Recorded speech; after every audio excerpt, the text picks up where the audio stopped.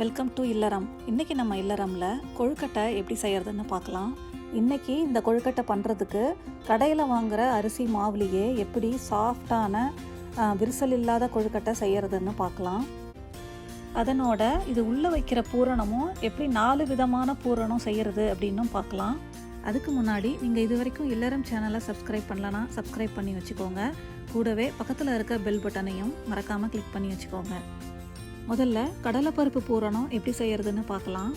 இதுக்கு 1/4 கப் கடலைப்பருப்பு நல்லா கழுவிட்டு ஒரு 2 மணி நேரம் நான் ஊற வச்சு எடுத்துக்கிறேன். ஒரு 2 மணி நேரம் கழித்து பாருங்கள், பருப்பு நல்லா ஊறி இருக்குது. இந்த பருப்பை நம்ம கையால் கிள்ளி பார்த்தோம்னா பாருங்கள், ரொம்ப ஈஸியாகவே இந்த மாதிரி உடஞ்சி வந்துடும். இப்போது இதை வேக வைக்கிறதுக்கு நம்ம ஊற வச்ச தண்ணியோடையே சேர்த்திக்கிறேன். கூட கொஞ்சம் தேவையான அளவு தண்ணியும் சேர்த்திக்கிறேன். இதனோட ஒரு 1/4 டீஸ்பூன் அளவுக்கு உப்பும் சேர்த்திக்கிறேன். பருப்பு வேகும்போது மேலே இந்த மாதிரி நுரைச்சிட்டு வரும். நம்ம இதை கொஞ்சம் கொஞ்சமாக எடுத்து போட்டுடலாம். பருப்பு நல்லா ஊற வச்சிடுறதுனால நம்ம இந்த மாதிரி ஓப்பன் பேன்லேயே ஒரு 10 நிமிஷத்துலேயே சீக்கிரமாக வெந்துடும். சப்போஸ் நீங்கள் ஊற வைக்க மறந்துட்டீங்கன்னா குக்கரில் ஒரு விசில் விட்டு எடுத்துக்கோங்க, கரெக்டான பதம் வரும். பாருங்கள், பருப்பு வெந்துருச்சான்னு பார்க்குறதுக்கு இந்த மாதிரி கையில் எடுத்து அழுத்தினா மாவு மாதிரி வரும். இதுதான் சரியான பதம். இப்போது இதை நான் வடிச்சிக்கிறேன். வடித்ததுக்கப்புறம் ஒரு 10 நிமிஷம் பருப்பு ஆறினதுக்கப்புறமா நீங்கள் பார்த்தீங்கன்னா பருப்பு நல்ல உதிரி உதிரியாக இந்த மாதிரி வரும். இந்த மாதிரி உதிரி உதிரியாக இருந்தால் தான் பூரணமும் நல்லா கெட்டியாக இருக்கும். இல்லைன்னா ரொம்ப குழஞ்சி போயிடும். இப்போ இந்த பருப்பு தண்ணியும் நம்ம தூக்கி போட தேவையில்லை. இதை நம்ம ரசம் வைக்கிறதுக்கோ இல்லை சாம்பார்லையோ சேர்த்திக்கலாம். இதை ஒரு ஓரமாக வச்சுட்டு நான் வடித்து வச்ச பருப்பை மிக்ஸி ஜாரில் சேர்த்திட்டு அரைச்சி எடுத்துக்கிறேன். இப்போது இதை பவுடர் பண்ணதுக்கப்புறமா இதனோட ஒரு 1/2 கப் அளவுக்கு நான் துருவின வெல்லம் சேர்த்துக்கிறேன். இதனோட 3 டேபிள் ஸ்பூன் அளவிற்கு துருவின தேங்காயும் சேர்த்துக்கிறேன். உங்களுக்கு தேங்காய் வேண்டான்னா நீங்கள் ஸ்கிப் பண்ணிக்கலாம். அதுக்கப்புறமா ஒரு 1/2 டீஸ்பூன் அளவிற்கு ஏலக்காய் தூள். இது எல்லாத்தையும் போட்டுட்டு மறுபடியும் ஒரு தடவை மிக்சியில் அரைச்சி எடுத்துக்கிறேன். இப்போ பாருங்கள், பருப்பு, தேங்காய், வெல்லம் எல்லாம் சேர்ந்து நல்லா கலந்து நல்லா கெட்டியாக வந்திருக்கு. பூரணம் இந்த மாதிரி கெட்டியாக இருந்தால் தான் நம்ம கொழுக்கட்டைக்குள்ளே வைக்கும்போது ஈஸியாக இருக்கும். இப்போது இதை ஒரு பவுலில் மாற்றிடுறேன். பாருங்கள், ரொம்பவே சூப்பரான கடலைப்பருப்பு பூரணம் ரெடி ஆயிடுச்சு. அடுத்தது தேங்காய் பூரணம் பண்ணுறதுக்கு ஒரு பேனை சூடு பண்ணிவிட்டு 1 டீஸ்பூன் அளவுக்கு நெய் சேர்த்திக்கிறேன். கூடவே 1/2 கப் அளவுக்கு துருவின தேங்காயும் சேர்த்திக்கிறேன். இப்போது இது லேசாக கலர் மாறி வர வரைக்கும் நான் வறுத்துக்கிறேன். ஒரு 5 நிமிஷம் வறுத்தா போதும். பாருங்கள், இந்த மாதிரி தனித்தனியாக உதிரியாக வந்துடும். இப்போது இதனோட 1/4 கப் அளவிற்கு துருவின வெல்லமும் சேர்த்திக்கிறேன். வெல்லம் சேர்த்தினதுக்கப்புறமா மறுபடியும் ஒரு 5 நிமிஷம் இந்த மாதிரி நல்லா மிக்ஸ் பண்ணிகிட்டே இருந்தோம்னா வெல்லம் கரைஞ்சி நல்ல தேங்காவோட கலந்து இந்த மாதிரி நல்ல கெட்டி பதத்துக்கு வந்துடும். இப்போது இதனோட ஒரு 1/4 டீஸ்பூன் அளவிற்கு நான் ஏலக்காய் தூளும் சேர்த்திக்கிறேன். சேர்த்திட்டு மறுபடியும் இதை நல்லா கலந்து விட்டுடுவோம். கலந்துட்டு பாருங்கள், இதை ஒரு பவுலில் மாற்றிடுறேன். இப்போது தேங்காய் பூரணமும் ரெடி ஆகிடுச்சு. அடுத்தது நம்ம எள்ளு பூரணம் எப்படி செய்கிறதுன்னு பார்க்கலாம். அதுக்கு ஒரு 1/4 கப் அளவுக்கு எள்ளை நான் ஒரு வாணலில் போட்டுட்டு நான் லேசாக வறுத்துக்கிறேன். நீங்கள் கருப்பு எள்ளு யூஸ் பண்ணுறதா இருந்தால் அது லேசாக வெடிக்கும். அந்த வெடிக்கிற டைம் வரைக்கும் வறுத்துக்கோங்க. இப்போது இந்த வறுத்த எள்ளை ஒரு மிக்ஸி ஜாரில் சேர்த்திட்டு கொஞ்சம் கொரகொரப்பாக இருக்கிற மாதிரி அரைச்சிட்டு அதை நான் ஒரு பவுலில் மாற்றிக்கிறேன். இப்போது இதில் நான் 1/4 கப் அளவுக்கு எள்ளு எடுத்தேன் இல்லைங்களா, அந்த கப்லேயே 3/4 கப் அளவுக்கு வெல்லம் எடுத்துக்கிறேன். இதனோட 1 டேபிள் ஸ்பூன் அளவுக்கு துருவின தேங்காயும் சேர்த்திக்கிறேன். கூடவே 1/4 டீஸ்பூன் அளவுக்கு ஏலக்காய் பவுடரும் சேர்த்திக்கிறேன். இது எல்லாத்தையும் நல்லா கலந்துடுவோம். நீங்கள் எப்போவுமே வெல்லம் உங்களோட இனிப்புக்கு தேவையான அளவு சேர்த்திக்கோங்க. இப்போது எள்ளு பூரணமும் ரெடி ஆயிடுச்சு. அடுத்தது வேர்க்கடலை பூரணம் எப்படி பண்ணுறதுன்னு பார்க்கலாம். இதுக்கு 1/2 கப் வேர்க்கடலையை நான் ஏற்கனவே வறுத்துட்டு இந்த மாதிரி தோல் நீக்கி வச்சுருக்கேன். இதை நான் ஒரு மிக்ஸி ஜாரில் சேர்த்திக்கிறேன். சேர்த்திட்டு இதை நம்ம கொரகொரப்பாக பவுடர் பண்ணி எடுத்துக்கலாம். பாருங்கள், இந்த மாதிரி இதனோட 1/2 கப் அளவுக்கு வெல்லமும் சேர்த்திட்டு மறுபடியும் இது கலக்கிற அளவுக்கு அரைச்சி எடுத்தால் போதும். பாருங்கள், இந்த மாதிரி நல்லா கலந்ததுக்கப்புறமா இதை நான் ஒரு பவுலில் மாற்றிக்கிறேன். இதுக்கு ஏலக்காய் சேர்க்க தேவையில்லை, இதுவே நல்லாயிருக்கும். உங்களுக்கு தேவைப்பட்டால் நீங்கள் சேர்த்திக்கோங்க. பாருங்கள், இப்போ நம்ம 4 வகையான பூரணமும் ரெடி ஆயிடுச்சு. அடுத்தது நம்ம கொழுக்கட்டைக்கு மாவு எப்படி செய்கிறது அப்படின்னு பார்க்கலாம். இப்போது ஒரு வானலை சூடு பண்ணிவிட்டு 1 கப் அளவுக்கு அரிசி மாவையும் சேர்த்திட்டு இதை லேசாக 1 நிமிஷம் இல்லைன்னா 2 நிமிஷம் வறுத்தா போதும். மாவு வந்து சூடானால் போதும், ரொம்ப நேரம் வறுக்கணும்னு அவசியம் இல்லை. இப்போது இதை நான் தனியாக எடுத்து வச்சிடுறேன். அடுத்தது ஒரு பாத்திரத்தில் நம்ம மாவு அளந்த அதே கப்பில் 1 கப் அளவுக்கு தண்ணி சேர்த்திட்டு கூடவே 1/4 டீஸ்பூன் அளவுக்கு உப்பும் 1 டீஸ்பூன் நெய்யும் சேர்த்திட்டு தண்ணி கொதிக்கிற டைமில் ஸ்டவ்வை சிம்மரில் வச்சுட்டு நம்ம வறுத்து வச்ச மாவை கொஞ்சம் கொஞ்சமாக கலந்து நம்ம வந்து மிக்ஸ் பண்ணி விட்டுடலாம். மாவு வந்து ஒரே டைமில் கொட்ட வேண்டாம், கட்டிப்பட்டுடும். அதனால் கொஞ்சம் கொஞ்சமாக நம்ம தேவையான அளவு மட்டும் சேர்த்தி கலந்துப்போம். இந்த மாதிரி கலக்கும்போது மாவு வந்து இதுலேயே நல்லா வெந்துடும். நம்ம சுடுதண்ணி ஊற்றி பிசைகிறத விட இந்த மாதிரி செய்யும்போது மாவு நல்லா வெந்து கொழுக்கட்டை ரொம்ப நேரம் வரைக்கும் சாஃப்டாகவே இருக்கும். மாவு நல்லா சுருண்டு கெட்டியான பதம் வர வரைக்கும் ஸ்டவ்லேயே வச்சு மிக்ஸ் பண்ணிக்கோங்க. இப்போது இதை ஸ்டவ்லேருந்து எடுத்துகிட்டு மாவு நல்லா கை பொறுக்கிற சூடு வந்ததும் நம்ம சப்பாத்தி மாவு பிசைகிற மாதிரி கையாலேயே நல்லா பிசைஞ்சிக்கோங்க. பாருங்கள், இப்போ மாவும் ரெடி ஆயிடுச்சு.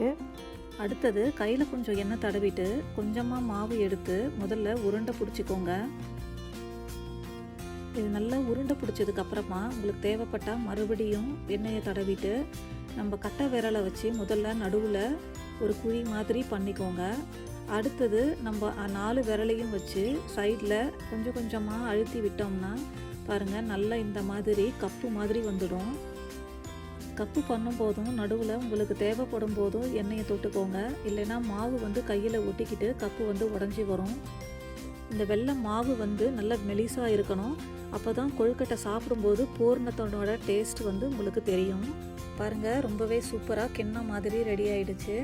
இப்போது இதில் நான் ரெடி பண்ணி வச்ச பூர்ணத்தை தேவையான அளவு வச்சிடுறேன்.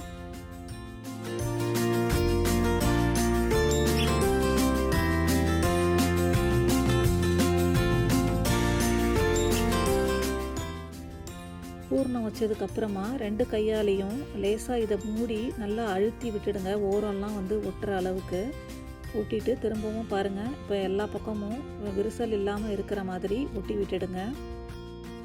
இந்த மாதிரி ரெடி பண்ண கொழுக்கட்டையை நம்ம ஆவியில் வேக வச்சு எடுக்க போகிறோம். இதுக்கு நான் ஒரு தட்டில் இப்போது இந்த தட்டில் எண்ணெய் தடவிட்டோ இல்லைனா இந்த மாதிரி இட்லி துணியோ இல்லைனா ஏதாவது ஒரு நல்ல சுத்தமான துணியோ தண்ணியில் நனைச்சி புழிஞ்சிட்டு அதுக்கப்புறமா இதில் போட்டுட்டு நம்ம ரெடி பண்ணி வச்ச கொழுக்கட்டையும் இதில் வச்சுருங்க. அடுத்தது அச்சு வச்சு எப்படி கொழுக்கட்டை செய்கிறதுன்னு காமிக்கிறேன்.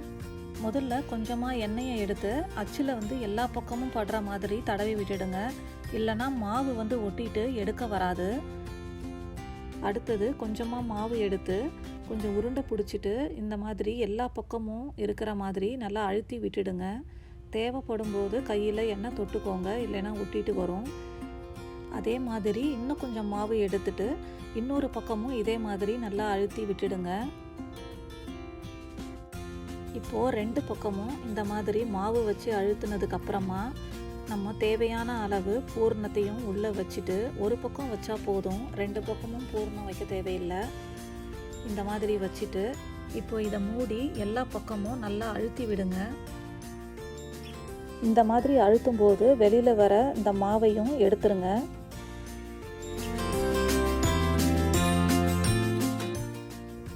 அதை எடுத்துட்டு ரொம்ப மெதுவாக ஓப்பன் பண்ணுங்கள். ஓப்பன் பண்ணிவிட்டு இன்னொரு பக்கம் சாய்ச்சிட்டு அதையும் பொறுமையாக எடுங்க. இப்போ பாருங்கள், இந்த அச்சில் பண்ண இந்த கொழுக்கட்டையும் ரொம்பவே சூப்பராக வந்திருக்கு. இந்த ஓரம்லாம் நல்லா வந்து சரி பண்ணி விட்டுடுங்க. இந்த ரெடி பண்ண கொழுக்கட்டையும் தட்டில் வச்சுட்டு அடுத்தது தேங்காய் ஷேப்பில் இருக்கிற இந்த அச்சில் எப்படி வந்து கொழுக்கட்டை செய்கிறது அப்படின்னு பார்க்கலாம். இதுக்கும் முதல்ல எண்ணெயை நல்லா தடவிடுங்க. எண்ணெய் தடவினதுக்கப்புறமா கொஞ்சம் மாவு எடுத்து நல்லா உருண்டை பிடிச்சிட்டு இந்த அச்சை வந்து முதல்ல மூடிடுங்க. மூடிட்டு நம்ம உருண்டை பிடிச்ச மாவை நல்லா உள்ளே போட்டுட்டு எல்லா பக்கமும் அந்த மாவு வந்து நல்லா சேர்ந்து இருக்கிற மாதிரி நல்லா அழுத்தி விட்டுடுங்க. மாவு உங்களுக்கு பத்தலைன்னா இன்னும் கூட மாவு கொஞ்சம் எடுத்து உள்ளே போட்டு நல்லா மேலே வரைக்கும் இருக்கிற மாதிரி அழுத்தி விட்டுடுங்க. பாருங்கள், இதை நல்லா வந்து எல்லா பக்கமும் அழுத்தியாச்சு. இப்போது இதில் நான் ரெடி பண்ணி வச்ச பூர்ணத்தை போட்டுடலாம். பூர்ணம் போடும்போது இந்த 3/4 அளவுக்கு மட்டும் போட்டுக்கோங்க, ஃபுல்லாக போடக்கூடாது. ஏன்னா மேலே மறுபடியும் இந்த வெள்ளை மாவை வச்சு நம்ம மூடணும், அதுக்காக தான். இப்போது இன்னும் கொஞ்சம் வெள்ளை மாவை எடுத்து மேலே உள்ளே வச்சுட்டு நல்லா அழுத்தி விடுங்க. இது நல்லா இந்த மாதிரி அழுத்தி விட்டதுக்கப்புறமா மெதுவாக இந்த அச்சை வந்து ஓப்பன் பண்ணுங்கள். பாருங்கள், ரொம்பவே சூப்பராக நம்ம தேங்காய் ஷேப்பில் இருக்கிற கொழுக்கட்டையும் ரெடி ஆயிடுச்சு. பார்க்கவே ரொம்ப அழகாக இருக்குது. இதே மாதிரி நம்ம எல்லா கொழுக்கட்டையும் செஞ்சு எடுத்துக்கலாம். பாருங்கள், நான் எல்லா கொழுக்கட்டையும் நான் இந்த மாதிரி ரெடி பண்ணி வச்சுருக்கேன்.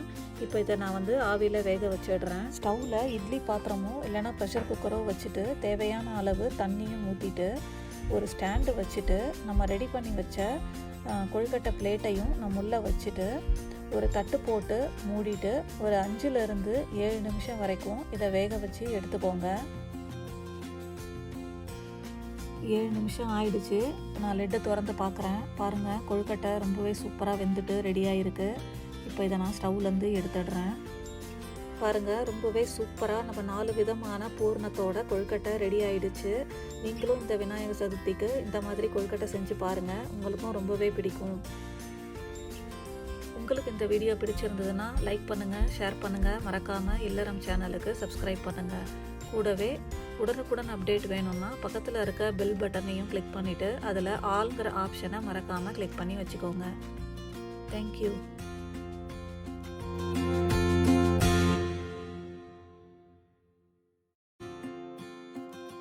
Hello friends.